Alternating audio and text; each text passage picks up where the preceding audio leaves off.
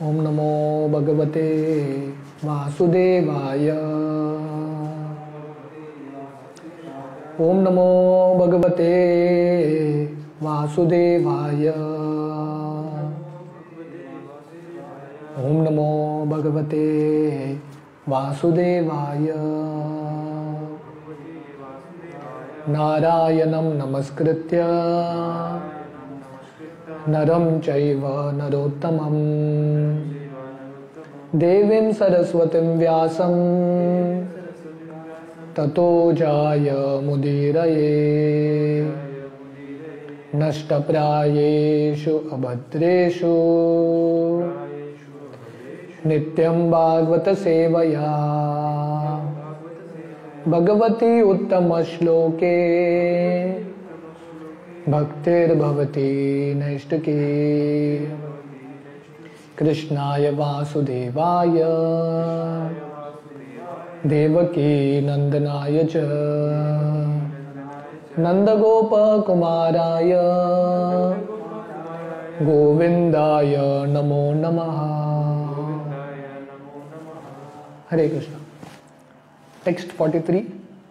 नूनं नृपाणां त्रिमदोत्पतानां महिं मुहुश्चालयतां चमूभिः पदात् प्रनार्ति जिश्रेयशो अपि उपैक्षाघं भगवान् कुरूणाम्। Word to word. Nunam, of course. Nripanam, of the kings. Three. Mother Utpatanam, going astray out of false pride. Mahim, earth. Muhu, constantly. Chalayatam, agitating. Chamubhi, by the movements of soldiers. Vadat, from the act of killing. Prapanna, surrendered. Arti, Jishishaya, willing to relieve the distress of the sufferers. Ishaha, the Lord. Api, in spite of. Upaikshata, weighted. Agam, offenses. Bhagavan, the Supreme Lord. Kuru, Nam, of the Kurus. Translation. Despite his being the Lord and being always willing to relieve the distress of sufferers, he, Krishna, refrained from killing the Kurus.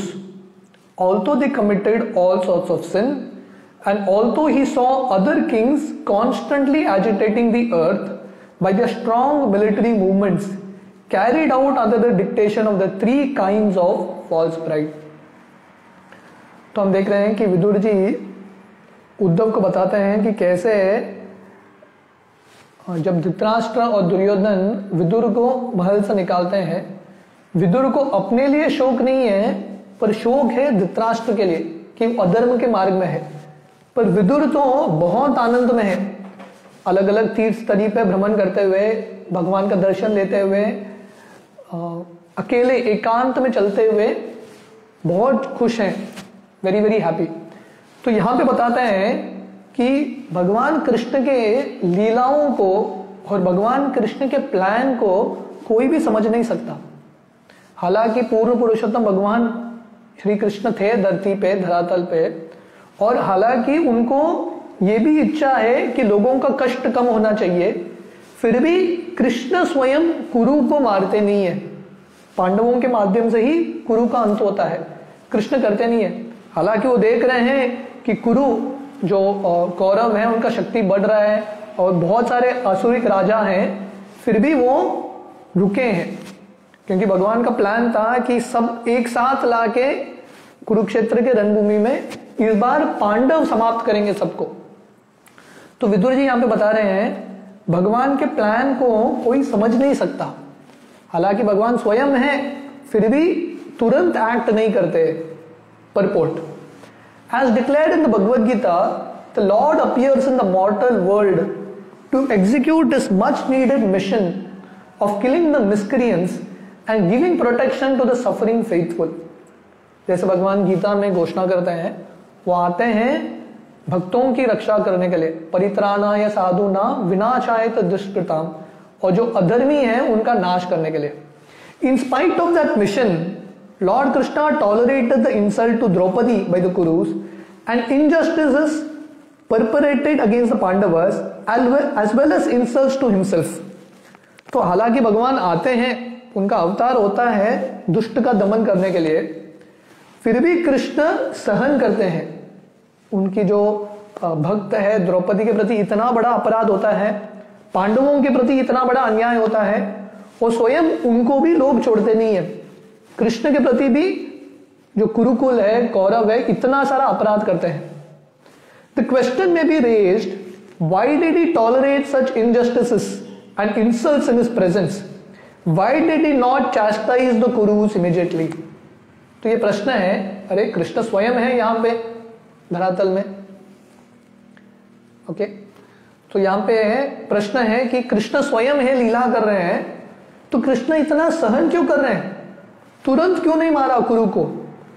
When Draupadi was insulted in the assembly by the Kurus by their attempt to see her naked in the presence of all, the Lord protected Draupadi by supplying an unlimited length of clothing.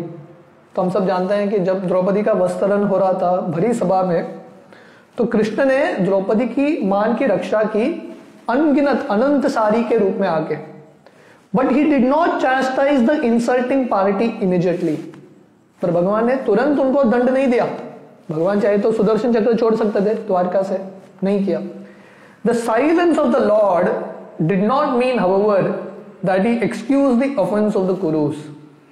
तो भगवान शांत रहे, इसका मतलब ये नहीं कि उन्होंने माफ कर दिया।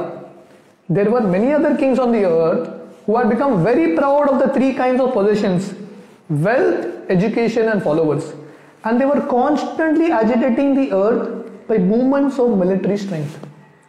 तो एक तो कुरुकुल था, कौरव थे जो अधर्म के मार्ग में थे, उसके अलावा बहुत सारे और राजा थे पूरे धरती में जिनको घमंड आ गया था। तो यहां पे वर्णन है तीन तरह के घमंड, जिनके पास बहुत धन होता है, जिनके पास ज्ञान होता है, और जिनके पास फॉलोअर्स अनुयायी होते हैं, उनको घमंड आता है। तो ऐसे घमंडी राजा बहुत बढ़ चुके थे, इसलिए भगवान रुके थे। The Lord was just waiting to get them together on the battlefield of Kurukshetra and kill them all at one time, just to make a shortcut in his killing mission. तो भगवान सोच रहे थे, अरे पहले कौरव को मारेंगे, बाद में अलग अलग राजाओं को मारेंगे, उससे अच्छा थोड़ा सब्र करो, सब्र का फल मीठा होता है। सब साथ में आएंगे, एक ही रणभूमि में समाप्त सब। जब कृष्ण मथुरा में थे और कृष्ण ने कंस को मारा था, कंस के फादर इन लॉ थे, ससुर थे, जिनका नाम था जरासंध। जरासंध को इतना गुस्सा आता है, पूरा एक सेना, विशाल सेना लेके आता है मथुरा में कृष्ण को मारने के लिए।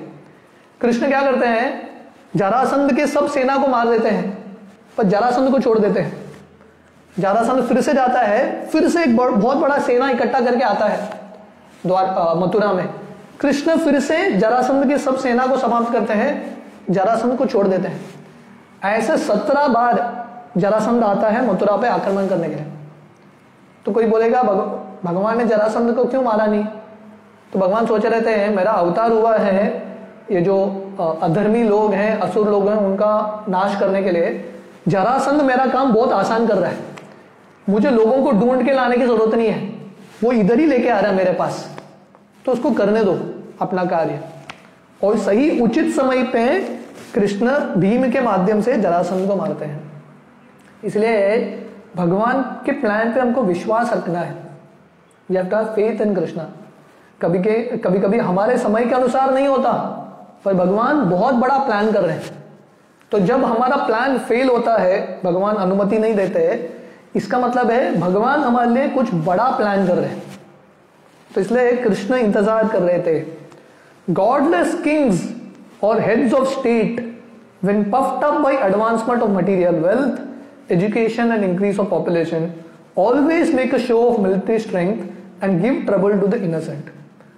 तो सबसे बड़ा समस्या है दुनिया में नास्तिकवाद, और जितने देश के प्रमुख हैं, लीडर्स हैं, वो नास्तिक रहेंगे, घमंडी आएगा। जो भगवान के भक्त नहीं है, नेचुरली घमंड रहेगा, और जितना शक्ति है, जितना धन है, जितना ज्ञान है, जितना प्रजा है, उतना घमंड आता है। और ऐसे जो राजा हैं प्रजा की रक्षा नहीं करते पर प्रजा को कष्ट देते हैं। They give trouble to the innocent. When Lord Krishna was personally present, there were many such kings all over the world and thus he arranged for the battle of Kurukshetra. तो ऐसे अनेक सारे राजा थे, एक दो असुर नहीं, बहुत सारे असुर, और सब असुर एक साथ दुर्योधन के साइड में आ गए। पोलराइजेशन हो गया। जो धर्म के मार्ग में थे वो सब युधिष्ठिर के साइड में आ गए और सब असुर दुर्योधन के साइड में आ गए। In his manifestation of Vishwarup, the Lord expressed his mission of killing as follows. I have willingly descended on the earth in my capacity of inexorable time in order to decrease the unwanted population. तो महाभारत का युद्ध शुरू होने से पहले भगवान गीता बोलते हैं और गीता के 11वें अध्याय में कृष्ण विश्वरूप दिखाते हैं। तो विश्वरूप देख के अर्जुन पूछ रहा है, हे भगवान आपका इंट्रोडक्शन क्या है? मैं तो आप समझ रहा था आप मेरे दोस्त हो, पर ये रूप मैंने कभी देखा नहीं। आप कौन हो? आपका मिशन क्या है? तो भगवान बोलते हैं, कालोस्मि भरतश्रभ, मैं काल हूं और काल के रूप में मैं यहां पे अवतार लिया हूं ताकि ये सब अधर्म का नाश कर सकूं, जितने भी राजा हैं उनका संहार कर सकूं। I shall finish all those who have assembled here except you the Pandavas। तो कृष्ण युद्ध शुरू होने से पहले ही विराट रूप दिखा देते हैं और बोलते हैं यह विराट रूप सबको निगलने वाला है। पांडव को छोड़ के, आपको छोड़ के सबका अंत होगा ये युद्ध भूमि में। This killing does not wait for you to take part in it. It is already arranged. All will be killed by me। तो कृष्ण बोलते हैं, हे अर्जुन तुम युद्ध करो न करो, सबका अंत होने वाला है। बस मैंने निश्चय कर दिया है, आपको युद्ध करना है तो आप भाग लो मेरे कार्य में, मेरे मिशन में, नहीं तो इनका अंत निश्चित है, मैं तो कर दूंगा इनका अंत। If you want to become famous as a hero of the battlefield and thus enjoy the booty of war, then O Savyasachi, just become the immediate cause of this killing and thus take the credit। तो भगवान बोल रहे हैं मारने वाला मैं ही हूं, पर तुम निमित्त बन जाओ, निमित्त मात्रम भव सव्यसाचिन। तो अर्जुन के एक नाम है सव्यसाची। वो भगवान श्री कृष्ण अर्जुन को बोल रहे हैं तुम निमित्त बन जाओ, क्रेडिट तुम ले लो। इतिहास बोलेगा कि अर्जुन वॉरियर था, अर्जुन हीरो था वॉर का। कृष्ण बोलता है मुझे क्रेडिट नहीं चाहिए, मुझे रिजल्ट चाहिए। रिजल्ट क्या है? ये अधर्मी राजाओं का नाश होना चाहिए। तो इस तरह से भगवान का जो मिशन है निश्चित रूप से चलने वाला है।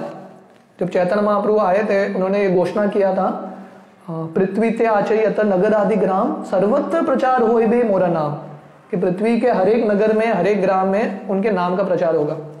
तो वो तो होने वाला ही है, निश्चित रूप से भगवान जो बोलते हैं वो तो होगा। अगर हम भाग लेंगे उसमें तो हमको भी थोड़ा क्रेडिट मिलेगा, बस we will also get credit, but करने वाले भगवान ही है। I have already killed all the great warriors, Bhishma, Drona, Jayadratha, Karna and many other generals. Do not fight. Fight the battle and be a famous as a great hero। तो कृष्ण अर्जुन को बोल रहे हैं तुम नहीं मारने वाले हो भीष्म, द्रोण, जयद्रथ, कर्ण को, मैंने ऑलरेडी मार दिया है। तो विराट रूप का जब दर्शन होता है अर्जुन को, अर्जुन देखता है कि विराट रूप के मुख में ये सब कौरव प्रवेश कर रहे हैं, भीष्म, द्रोण, कर्ण इत्यादि प्रवेश कर रहे हैं। मतलब रिजल्ट होने से पहले, इलेक्शन होने से पहले ही मैच फिक्सिंग हुआ है। कृष्ण बोलते हैं इनका अंत निश्चित है। तो इसलिए डू नॉट वरी मां सुचह, आप डरो मत, मेरा कार्य करो, फाइट द बैटल और क्रेडिट ले लो, प्रसिद्ध हो जाओ। मां मनुस्मर युद्ध च, भगवान का स्मरण करते हुए युद्ध करो, रिजल्ट भगवान ही देने वाले हैं। जैसे जब सुग्रीव और वाली के बीच में युद्ध हो रहा था, जब भगवान राम सुग्रीव को बोलते हैं वाली को जाकर ललकारो, सुग्रीव वाली को ललकार के आता है, युद्ध करता है, पर वाली को मारने वाला कौन है? वो बाण राम का।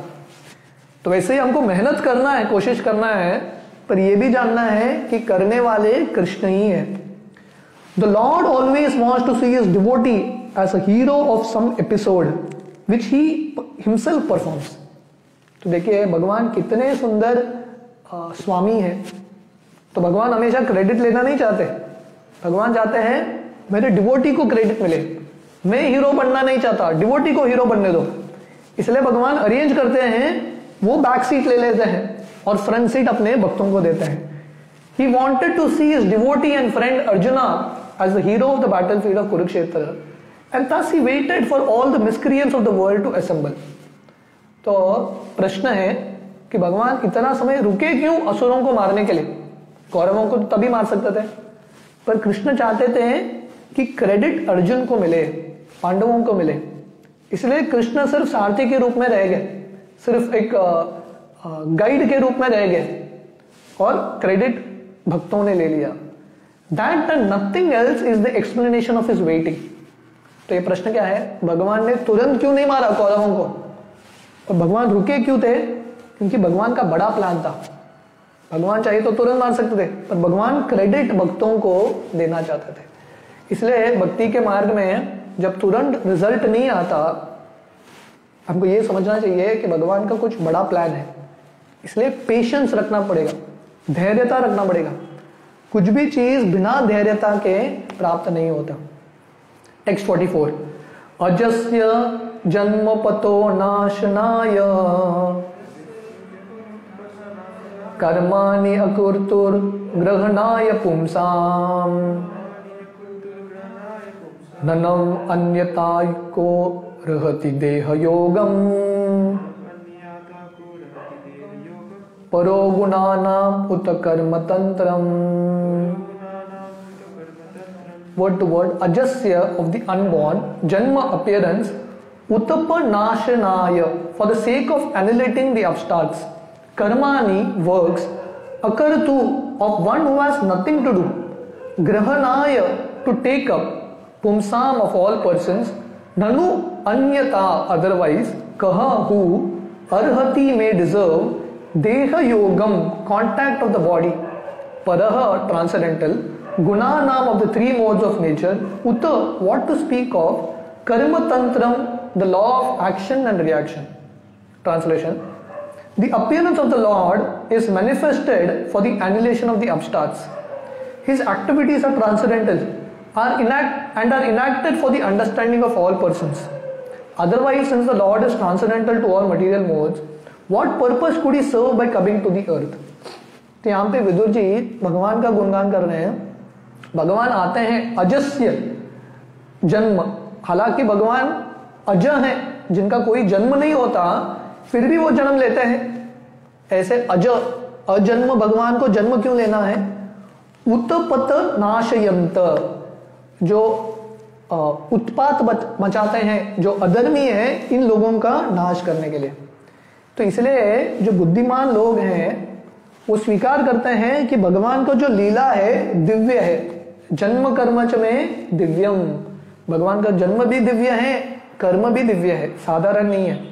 नहीं तो भगवान को ये दुनिया में आने की जरूरत नहीं है। तो भगवान आते हैं जीवों पे कल्याण दिखाने के लिए, बस वो एक ही उद्देश्य है।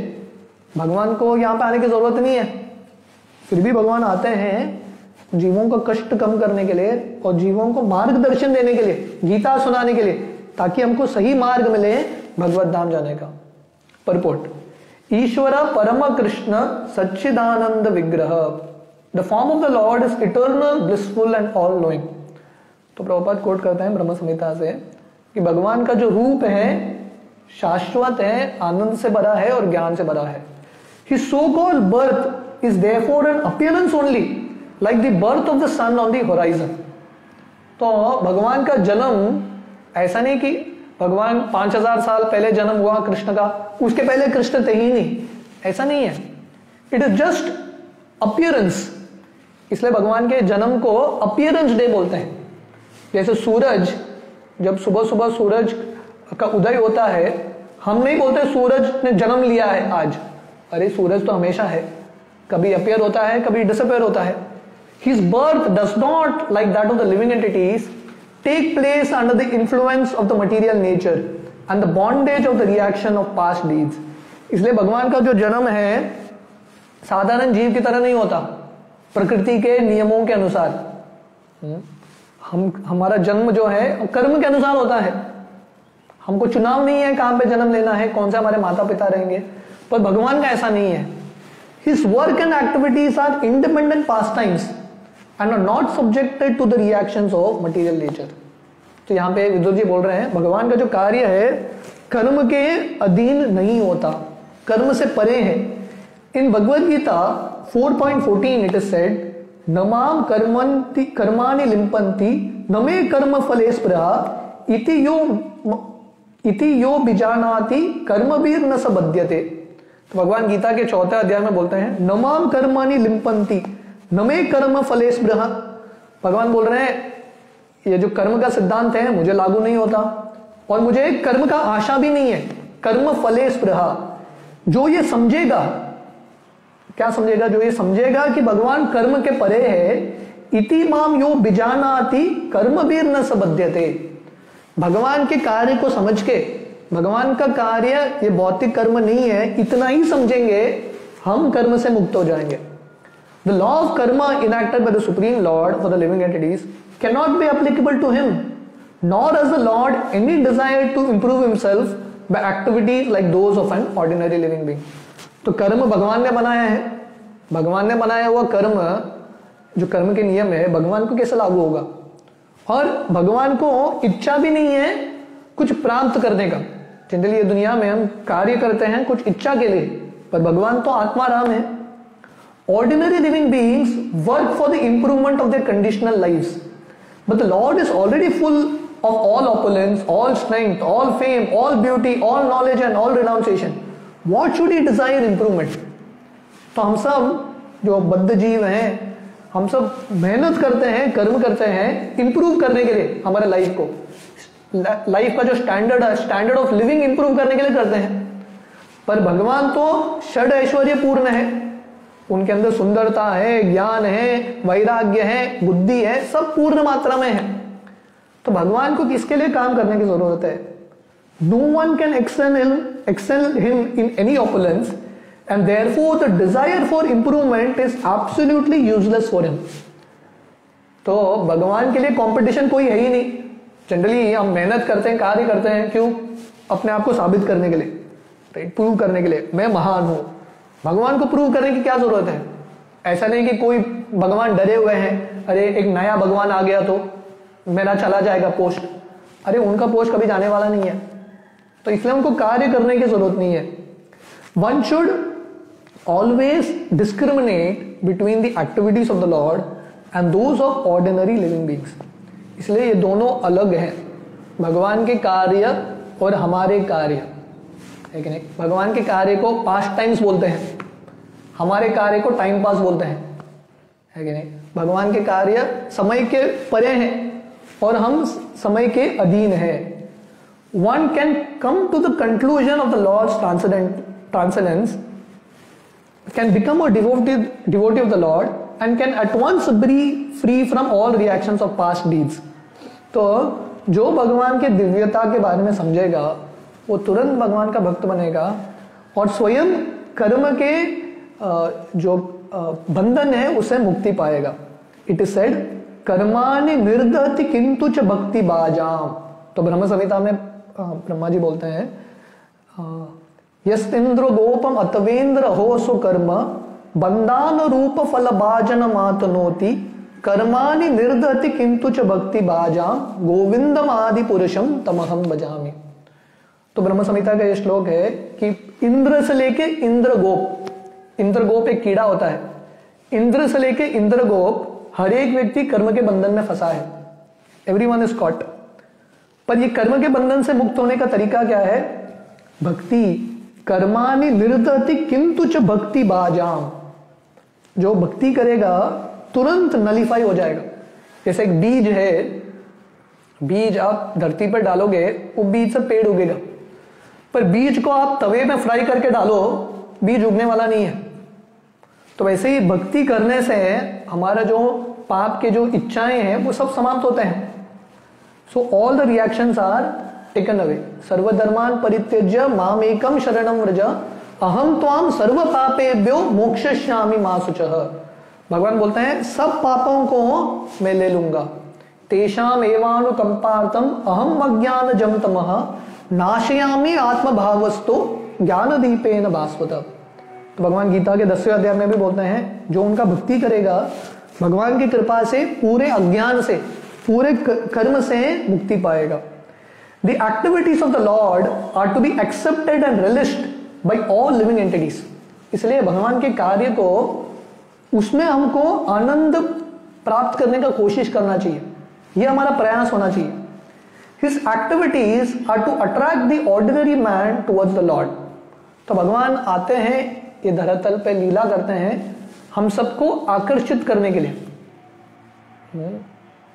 भगवान के एडवर्टाइजमेंट है, भगवान आके ये सब लीला करते हैं और भगवान हमको बोल रहे हैं चलो मेरे धाम चलो, come back to Godhead, मेरे धाम चलो और मेरे साथ निरंतर लीला करो।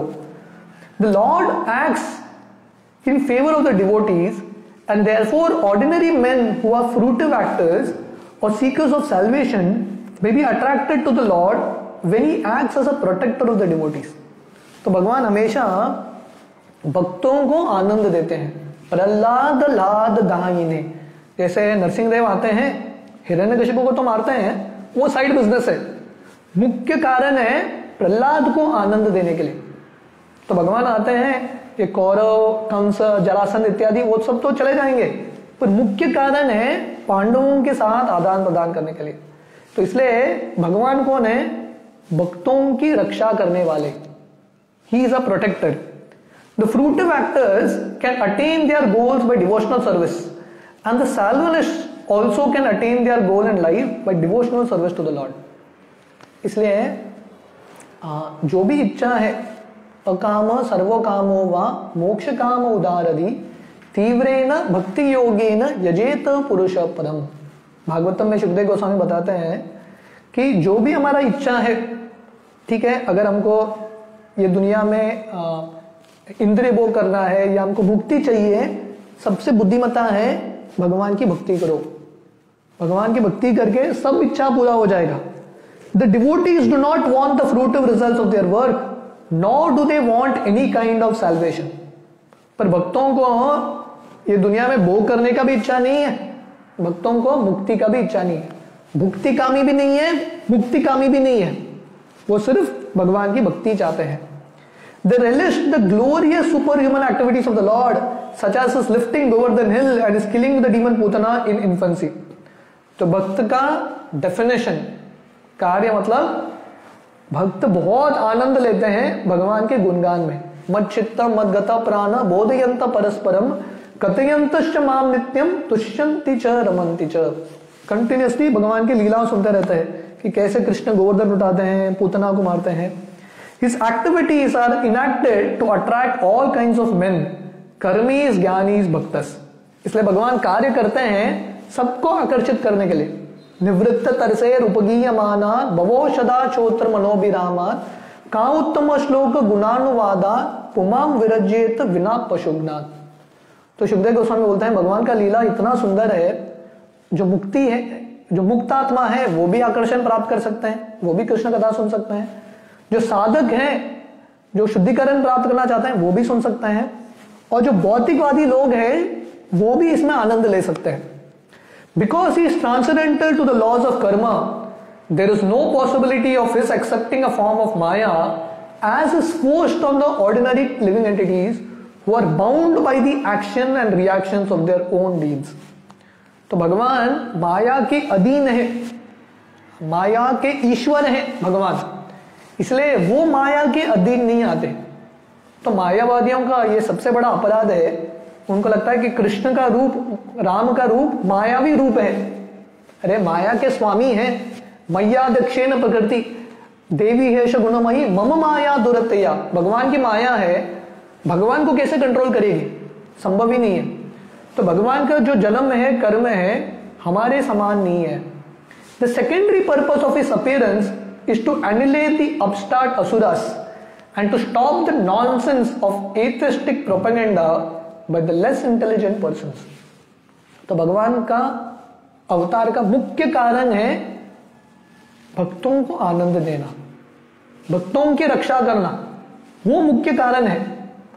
असुरों को मारना सेकेंडरी है, भक्तों को आनंद देना प्राइमरी कारण है। By the Lord's causeless mercy the asuras who are killed personally by the person of Godhead get salvation. तो भगवान इतने दयावान है, भगवान का दिल इतना बड़ा है कि जो असुर भगवान के हाथों मारे जाते हैं उनको भी मुक्ति मिलता है। The meaningful appearance of the Lord is always distinct from ordinary birth. इसलिए भगवान का हर एक कार्य दिव्य है, साधारण नहीं है। Even the pure devotees have no connection with the material body and certainly the Lord who appears as is it is sachchidananda form is not limited by material form. तो यहां पे प्रभुपाद बोल रहे हैं भगवान को तो छोड़ो, भक्तों का भी जो तुलना है, भक्तों का भी जो स्तर है भौतिक स्तर नहीं होता, उनको ये शरीर के साथ आसक्ति होता नहीं है। यहाँ यस्य हरेर्दासे कर्मणा मनसा गिरा निखिलस्तु अपि अवस्थासु जीवन मुक्तस्य उच्यते। जो भगवान के शुद्ध भक्त हैं, निरंतर भगवान का सेवा करते रहते हैं, ये भौतिक शरीर में रहते हुए भी मुक्त है। तो शुद्ध भक्त मुक्त है, तो भगवान कैसे बंधे रह सकते हैं कर्म के कार्य में। इसलिए विदुर जी यहां पे बता रहे हैं भगवान तो ये तीनों गुणों के परे हैं, और जो भक्त भगवान के ऐसे लीलाओं को सुनेगा वो भी तीनों गुणों के परे चले जाएगा। So one more shloka, the last shloka will complete it today. Text 45। तस्य प्रपन्ना किल लोकपानाम अवस्थितानाम अनुशासने स्वे अर्ताय जातस्य यदुस्वजस्य वार्तां सके कीर्तय तीर्थ कीर्ते।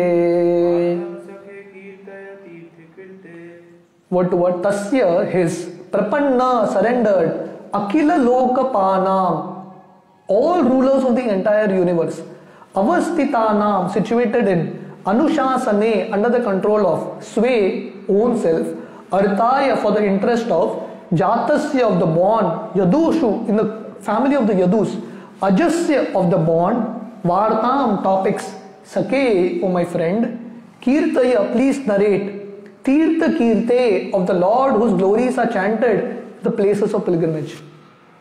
Translation. O my friend, please therefore chant the glories of the Lord who is meant to be glorified in all places of pilgrimage.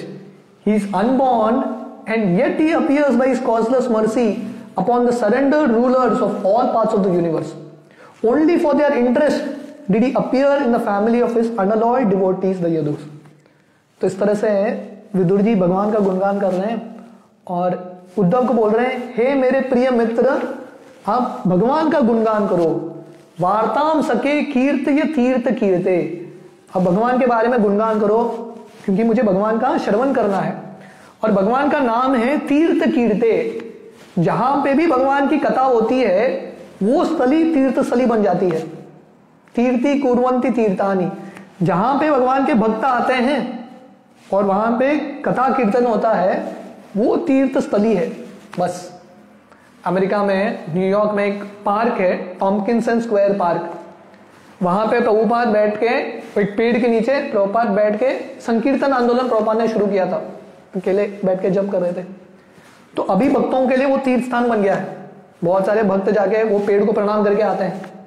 क्यों? क्योंकि जहां पे भी भगवान का गुणगान होता है तुरंत वो तीर्थ स्थली बन जाता है। इसलिए विदुर जी बोल रहे हैं, मैं तो तीर्थ यात्रा के लिए आया हूं, पर अभी मेरा सही तीर्थ यात्रा होगा। क्योंकि तीर्थ यात्रा में जाके भक्तों से सुनना वो सबसे बड़ा तीर्थ यात्रा है। तो विदुर जी बोल रहे हैं, मैं वृंदावन तो आ चुका हूं, पर आपका संग मिल रहा है और आपके संग में मुझे अभी कृष्ण कथा सुनने का अवसर मिलेगा। ये सबसे बड़ा मेरा तीर्थ यात्रा है। इसलिए आप भगवान का गुणगान कीजिए। ये जो भगवान है अपने भक्तों की रक्षा करते हैं और भगवान की अहेतु की कृपा से वो यदुकुल में जन्म लिए हैं। इसलिए विदुर जी उद्धव का भी गुणगान कर रहे हैं कि आपके कुल में कृष्ण ने जन्म लिया है, तो आपका क्या बोलना। इसलिए आप कृपा करके भगवान का कथा कीजिए। Purport. There are innumerable rulers all over the universe in different varieties of planets.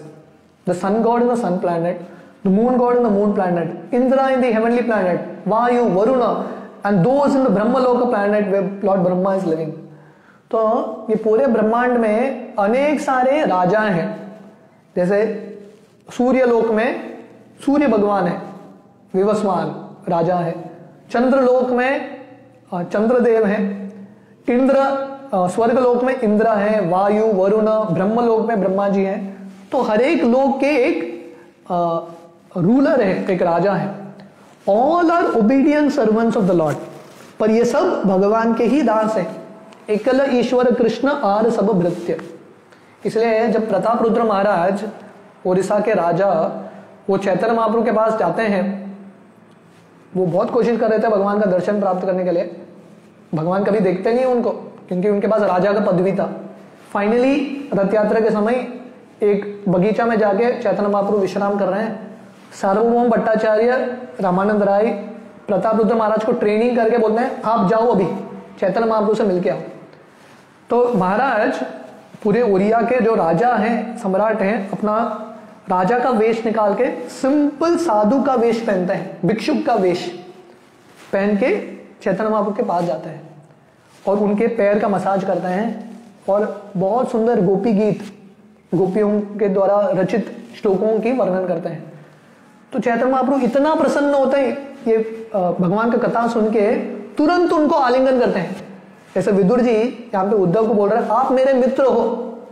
तो मित्र कौन है? जो हमको भगवान के बारे में सुनाता है, हमको प्रेरणा देता है। तो चैतन्य महाप्रभु जब प्रताप रुद्र महाराज से कृष्ण के बारे में सुनते हैं, वो उनको आलिंगन करते हैं, बोलते हैं आप मेरे सही मित्र हो, आप मेरे सही हितैषी हो। बाद में वो पूछते हैं आप कौन हो, हु आर यू, आपका इंट्रोडक्शन क्या है? प्रताप रुद्र महाराज वहां पे बोलते हैं मैं आपके दासों के दासों का दास हूं। वो ये नहीं बोलता है मैं राजा हूं, पूरे उड़िया का राजा हूं। वो स्वीकार करते हैं मैं राजा रहूंगा, वो पदवी है, पर मैं कौन हूं? गोपी बरतुर पदकबलयोर दास दास दास अनुदास। तो हम सब राजा है, कोई प्रजा है, हर व्यक्ति भगवान के ही दास है। All are obedient servants of the Lord. Whenever there is trouble in the administration of the innumerable planets in the different universes, the rulers pray for an appearance of the Lord and the Lord appears. तो जब भी कहीं पे भी कष्ट होता है, ब्रह्मलोक में, स्वर्गलोक में, धरती पे जहीं पे भी कष्ट होता है, वहां के सब राजा जाके भगवान को प्रणाम करते हैं, प्रार्थना याचना करते हैं कि भगवान आप आइए। तो हमको ये विश्वास होनी चाहिए, भक्त मतलब उसको ये विश्वास है मुझे बचाने वाले कृष्ण ही है, उसको अपने पे विश्वास नहीं है। भक्तों को कॉन्फिडेंस है, पर किस पे कॉन्फिडेंस है? कृष्ण पे। That is self confidence. भगवान से प्रार्थना करते हैं और भगवान ऐसे भक्तों के प्रार्थना सुन के आते हैं। The Bhagavatam 1.3.28 has already confirm this in the following verse, एते च अंशकला पुंस कृष्णस्तु भगवान स्वयं इंद्रियारी व्याकुलम लोके मृदयंती युगे युगे। तो ये भागवतम का सबसे प्रमुख श्लोक है, इंपॉर्टेंट श्लोक है। तो यहां पे भगवान बता रहे हैं एते च अंशकला पुंस कृष्णस्तु भगवान स्वयं। तो भगवान के बहुत सारे अवतार हैं, पर पूर्ण पुरुषोत्तम भगवान कृष्ण है और वो आते हैं इंद्र और बाकी देवताओं की रक्षा करने के लिए। In every millennium whenever there is any trouble for the obedient rulers the Lord appears. जब भी जो भक्त हैं, राज ऋषि हैं, उनको कष्ट आता है, भगवान आते हैं। He also appears for the sake of his pure unalloyed devotees. भगवान ऐसे साधु राजाओं की मदद करने के लिए और भक्तों की सेवा करने के लिए आते हैं। The surrendered rulers and the pure devotees are always strictly under the control of the Lord and they are never disobedient to the desires of the Lord. तो भक्त का मतलब है भगवान की इच्छाओं के अनुसार चलते हैं, उनका जो इच्छा है भगवान की इच्छा के अनुसार मोड़ते हैं, तैयार है मोड़ने के लिए। इसलिए भगवान ऐसे भक्तों की स्पेशल रक्षा करते हैं। समोहम सर्वभूतेषु न मे द्वेषोऽस्ति न प्रिया ये भजन्ति तो माम भक्त्या मयि ते तेषु चाप्यहम्। कृष्ण बोलते हैं मैं सबको समान दृष्टि से देखता हूं, फिर भी जो मेरे भक्त हैं, जो मेरे पे निर्भर हैं, ऐसे भक्तों की स्पेशल केयर मैं करता हूं। The purpose of pilgrimages is to remember the Lord constantly and therefore the Lord is known as Tirtha Kirti. तो जो यात्रा करते हैं, यात्रा का उद्देश्य क्या है? भगवान की स्मरण करना। हम यात्रा साइट सीइंग के लिए नहीं जाते, हम जाते हैं भगवान के बारे में स्मरण ज्यादा बढ़ाने के लिए। इसलिए भगवान का एक नाम है Tirtha Kirti. The purpose of going to place of pilgrimage is to get a chance to glorify the Lord. तो तीर्थ स्थली जाने का जो अवसर है एक ही कारण के लिए है, भगवान का गुणगान। Even today also times have changed, there are still pilgrimage sites in India. तो प्रभुपाद बोल रहे हैं अभी समय काफी परिवर्तन हो चुका है समय का, फिर भी अभी भी भारत में तीर्थ स्थली है। For example in Mathura and Vrindavan where we had a chance to stay, people are awake from early in the morning at 4 a.m. up until night time and are constantly engaged some way or the other in chanting the holy glories of the Lord. तो प्रभुपाद बोल रहे हैं अभी भी कोई वृंदावन मथुरा जाएगा ये तीर्थ स्थली में, अभी भी आप देखेंगे इतने सारे भक्त हैं, सुबह सुबह 4 बजे उठ जाते हैं और दिन भर रात तक भगवान की सेवा करते रहते हैं। और क्या सेवा? तीर्थ कीर्ति, भगवान का गुणगान। The beauty of such a pilgrimage site is that automatically one remembers the holy glories of the Lord. इसलिए तीर्थ यात्रा जाना बहुत इंपॉर्टेंट है। ये तीर्थ स्थली में इतना शक्ति है, इतना सुंदरता है, ये जगह पे जाके तुरंत किसी को भगवान का स्मरण होता है। जो निरंतर भगवान का हरिनाम भी नहीं करता, वो जगह पे प्रवेश करते ही एक आध्यात्मिक स्फूर्ति आता है। His name, fame, quality, form, pastimes, entourage are all identical to the Lord. And therefore, chanting the glories of the Lord invokes the personal presence of the Lord. भगवान का नाम, रूप, गुण, लीला भगवान से भिन्न है, इसलिए भगवान के नाम लेंगे, कथा सुनेंगे, हम भगवान के संपर्क में हैं, डायरेक्टली इन टच। जो हम कृष्ण कथा भी सुन रहे हैं, विदुर उद्धव का जो संवाद सुन रहे हैं, एक्चुअली हम ऐसे जो पर्सनालिटीज हैं उनके संग में हैं। ये सब पर्सनालिटीज, ये सब जो महात्मा हैं, भागवतम के पन्नों पे उनका अवतार हो रहा है। Any time and anywhere pure devotees meet and chant the glories of the Lord is always present without any doubt. भगवान नारद मुनि को बोलते हैं, नाहम तिष्ठामि वैकुंठे नाहम हृदयेषु वा यत्र गायन्ति मद्भक्त तत्र तिष्ठामि नारद। भगवान नारद मुनि को बता रहे हैं, मैं वैकुंठ में नहीं हूं, मैं योगियों के हृदय में नहीं हूं, जहां पे मेरे भक्त एकत्रित होके कीर्तन करते हैं वहां पे मैं हूं। तो एक बार दक्षिण भारत की एक कहानी है। दक्षिण भारत में श्री संप्रदाय में आलवार हुए थे। जैसे हमारे महाजन है, दक्षिण भारत में आलवार होते हैं। तो एक बार एक आलवार कीर्तन करते करते चल रहे थे, बहुत जोर से बारिश होने लगा। एक छोटा सा कुटिया था और वहां पे एक बिस्तर था, रात का समय था। वो अंदर जाके कीर्तन करने लगे और सडनली उन्होंने देखा बाहर से कोई कटकटा रहा है। दरवाजा खोला और एक आलवार आ गए और एक महान भक्त आ गए। तो वो कुटिया में इतना ही जगह था, एक आदमी को लेटने का जगह था। तो दोनों भक्त आ गए। दोनों भक्त बोले ठीक है एडजस्ट कर लेंगे, साथ वही बिस्तर पे दोनों बैठ के कीर्तन करने लगे। क्योंकि जब भक्त मिलते हैं भगवान का गुणगान करते हैं। उसी समय तीसरे एक भक्त आ गए, तीसरे एक आलवार कटकटाया, उन्होंने दरवाजा खोला। जगह 2 लोगों को बैठने का है, 2 लोग बैठ सकते हैं तो 3 लोग खड़े हो सकते हैं। तो तीनों खड़े होके आनंद में कीर्तन कर रहे हैं, गुणगान कर रहे हैं। ऐसा करते करते उनको समझ में आया यही रूम में, यही कुटिया में चौथा व्यक्ति भी है। वो कौन थे? भगवान स्वयं आ गए। क्योंकि 3 महान भक्त आए हैं उनका गुणगान करने के लिए, भगवान स्वयं वैकुंठ छोड़ के आ गए। तो वैसे ही यहाँ पे विदुर और उद्धव का संवाद हो रहा है, वो भी वृंदावन में। It is said by the Lord himself that he always stays where his pure devotees chant his glories. तो भगवान स्वयं बोलते हैं जहां पे मेरे भक्त, शुद्ध भक्त आके भजन कीर्तन करते हैं, वहां पे मैं निश्चित रूप से हूं। Thus ends the Bhaktivedanta purport of the 3rd canto, 1st chapter of Srimad Bhagavatam, entitled Questions by the Vidura।